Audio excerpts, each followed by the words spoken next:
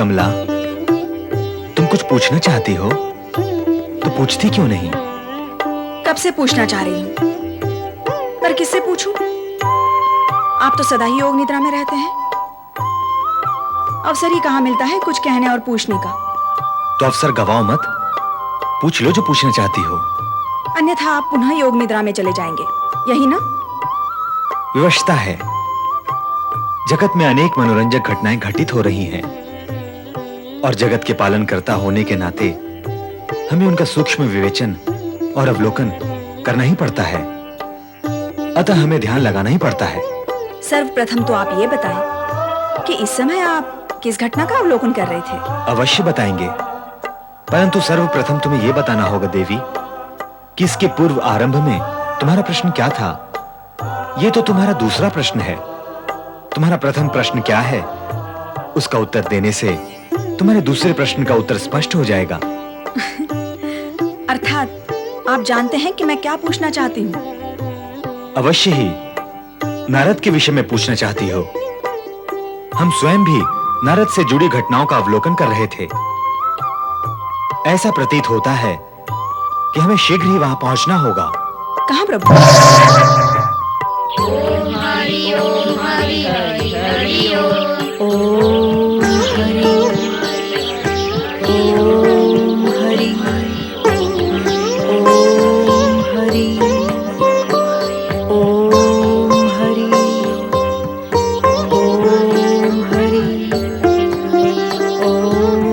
हरि हरि हरि हरि ओम। ओम हरि ओम हरि हरि हरि ओम। हरि ओम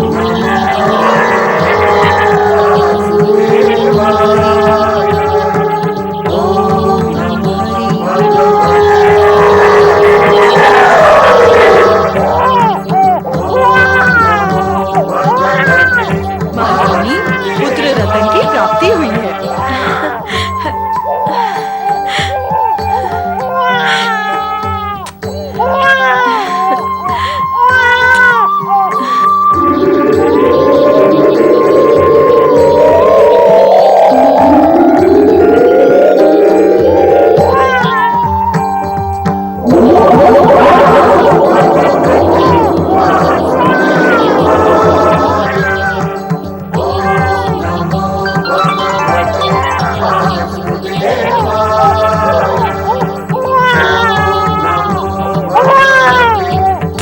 नारायण नारायण नारायण, धन्य धन्य धन्य धन्य।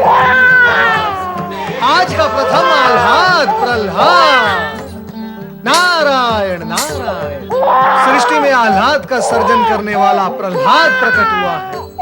धन्य है श्री हरि आप और आपका प्रह्लाद, धन्य है। नारायण नारायण, पुत्र का जन्म हुआ है प्रह्लाद।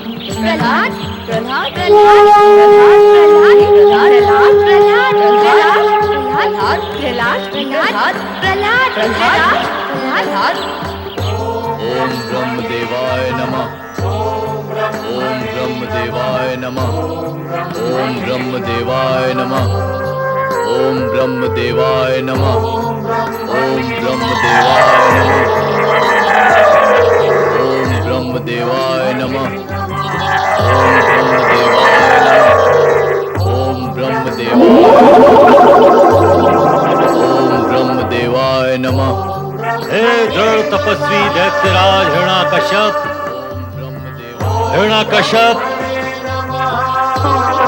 ब्रह्मदेव ब्रह्मदेव ब्रह्मदेव, प्रणाम ब्रह्मदेव। आपने दर्शन दिए, मैं धन्य हो गया। आपने मेरी पुकार सुन ली ब्रह्मदेव। हाँ दैत्यराज, हम तुम्हारी तपस्या से प्रसन्न हैं। वरदान मांग लो। किंतु ब्रह्मदेव, देवगण तो चाहते थे कि मेरी तपस्या कदापि सफल ना हो। सफलता असफलता तो इच्छा और सद्भावना से निश्चित होती है हिरण्याकश्यप।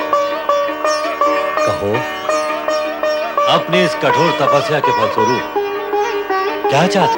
अस्त्र से या शस्त्र से, पृथ्वी पर अथवा आकाश में, कभी भी कहीं भी मेरी मृत्यु न हो।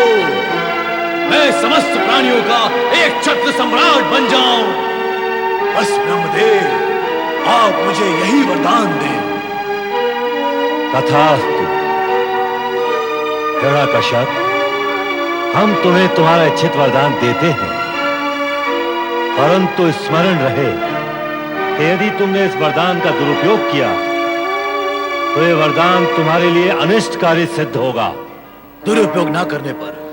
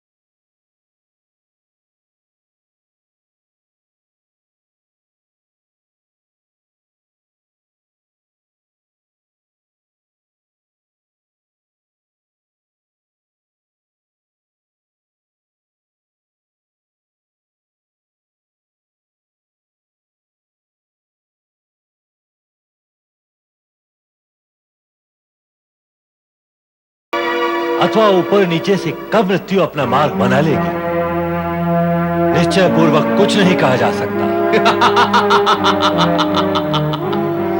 परंतु अब मैं निश्चिंत हूं ब्रह्मदेव। मैंने आपके आशीर्वाद को ऐसा शक्तिशाली लोह कपाट बना लिया है कि अब उसमें से मृत्यु के प्रवेश के लिए रत्ती भर भी स्थान नहीं है। मैंने उस लोह कपाट को कसकर बांध दिया है ब्रह्मदेव, और अब मुझे मृत्यु का भय नहीं रहा।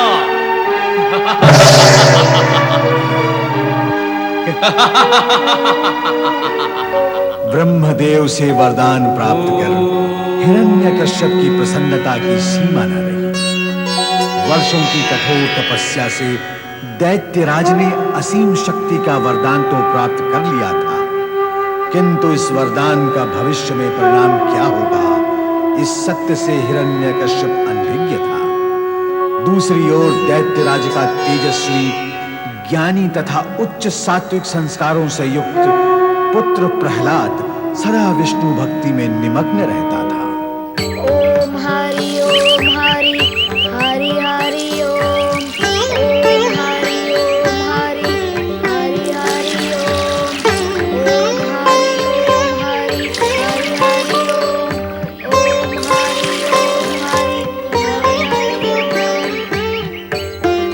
दैत्य रानी, तुम्हारे इस पुत्र में देवताओं से भी अधिक उच्च और उज्जवल संस्कार प्रकट हो रहे हैं। मैं आशीर्वाद देता हूँ कि तुम्हारा ये पुत्र भगवान श्री हरि विष्णु के परम और श्रेष्ठ भक्त के रूप में जगत में प्रसिद्ध हो जाएगा। नारायण नारायण। गुरुवर, गुरुवर, मुझे अपने प्रश्न के लिए क्षमा करें, किंतु मैं तो यह जानने के लिए उत्सुक था कि आप इस समय कहाँ जा रहे हैं। भक्त प्रहलाद, मेरे आने और जाने के मध्य केवल नारायण ही होते हैं, अर्थात मेरे आने और जाने का प्रयोजन केवल देव दर्शन ही होता है। मैं इस समय भगवान भोलेनाथ और श्री हरि विष्णु के दर्शन के लिए जा रहा हूँ। ओम हरि, फिर तो आप मुझे भी अपने साथ ले चलिए, मैं भी श्री हरि विष्णु का दर्शन कर लूंगा। प्रिय प्रहलाद, श्री हरि विष्णु अपने भक्तों को ऐसे ही दर्शन नहीं देते। सर्वप्रथम वे अपने भक्तों की परीक्षा लेते हैं और परीक्षा पूर्ण होने पर ही वे अपने भक्तों को दर्शन भी देते हैं। ओम हरि, तो गुरुवर, क्या श्रीहरि विष्णु के दर्शन पाने के लिए आपको भी परीक्षा देनी पड़ी थी? हाँ वत्स, मुझे भी शिक्षा लेनी पड़ी, परीक्षा देनी पड़ी और फिर दीक्षा भी लेनी पड़ी। शिक्षा, परीक्षा और फिर दीक्षा? हाँ प्रभुपाद, ऐसा ही होता है। मैं भी शिक्षा लेकर शिक्षित हुआ, परीक्षा देकर परीक्षित हुआ और अंत में दीक्षा लेकर दीक्षित हुआ। अतः तुम्हें भी दर्शन पाने के लिए परीक्षा तो देनी ही होगी। ओम हरि, मैं कैसे दूंगा परीक्षा? मैं तो उनके बारे में कुछ भी नहीं जानता।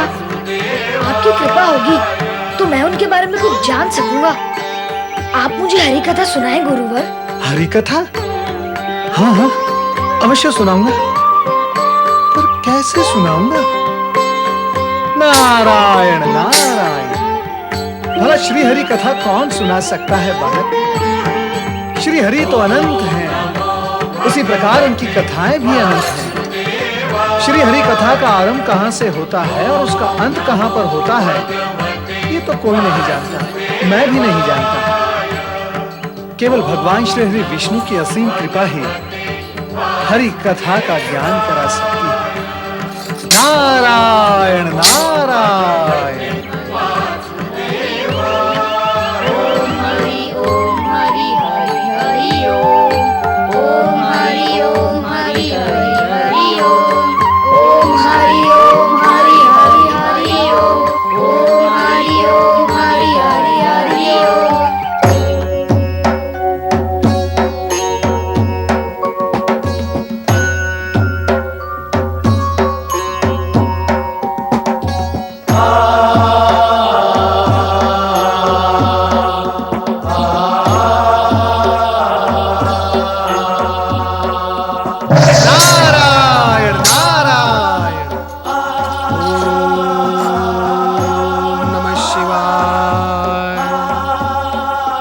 भोलेनाथ, माता पार्वती, मैं बहुत समय से आप दोनों के दर्शन का लाभ उठाने के लिए उपस्थित नहीं हो सका, मुझे क्षमा करें। इसमें क्षमा मांगने की क्या आवश्यकता है नारद? कुछ कार्य या कारण ही रहा होगा। किंतु ये बताओ कि इतने समय तक आप थे कहाँ? माता, भोलेनाथ ने इस विषय में आपसे कुछ कहा नहीं? बार बार पूछने पर भी केवल इतना ही बताया गया कि किसी ने आपकी भ्रमण लीला को रोककर आपको एक स्थान पर प्रतिबद्ध कर दिया है। नारायण नारायण। भोलेनाथ, जब आप इतना सत्य बता ही चुके हैं तो शेष सत्य भी बता ही दे। तुम ही बताओ ना नारद। माता, मैं तो केवल अपने कर्तव्य का पालन कर रहा था। पर कैसा कर्तव्य? देवी, नारद ने एक दैत्य पुत्र को परम विष्णु भक्त बना दिया। इसी कर्तव्य का पालन हो रहा था। बस केवल इतने से कार्य व कारण के लिए इतने समय तक कैलाश पर नहीं आना हुआ? यह तो कार्य का शेष भाग था देवी। पूर्व भाग और अधिक महत्वपूर्ण, जिसमें समय लगा। इंद्र द्वारा पीड़ित हिरण्यकश्यप की पत्नी क्याधु की रक्षा कर नारद ने उसे अपने आश्रम में रखा, उसे धर्म उपदेश दिए, दिव्य संदेश सुनाए, मानवीय संवेदनाओं का परिचय दिया, ताकि उसके गर्भ में पल रहे शिशु में सुसंस्कारों की जागृति हो सके। नारद के ही सत्प्रयत्नों का परिणाम है कि प्रहलाद परम विष्णु भक्त बन गया। अति उत्तम। फिर तो नारद साधुवाद के अधिकारी हैं।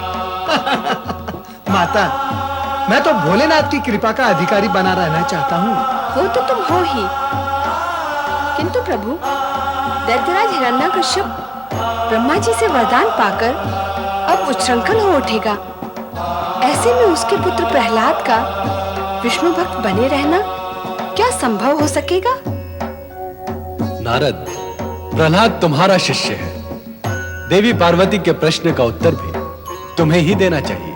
मैं तो प्रहलाद का केवल मार्गदर्शक हूँ, परंतु आप तो संपूर्ण जगत के पिता हैं, सर्वव्यापक, सर्वशक्तिमान। मैं भला आपसे अधिक क्या बता सकूंगा भोलेनाथ? आप ही बताएं ना प्रभु। देवी, हिरण्यकश्यप और प्रहलाद पिता पुत्र अवश्य है, किंतु उनकी चेतना की दिशा भिन्न है। पिता अशुभ का प्रतिनिधि है तो पुत्र शुभ का। दोनों में टकराव अवश्य भावी है। इससे जगत का लाभ ही होगा। पूर्ण परिणाम क्या होगा, यह जानने के लिए तो प्रतीक्षा करनी होगी।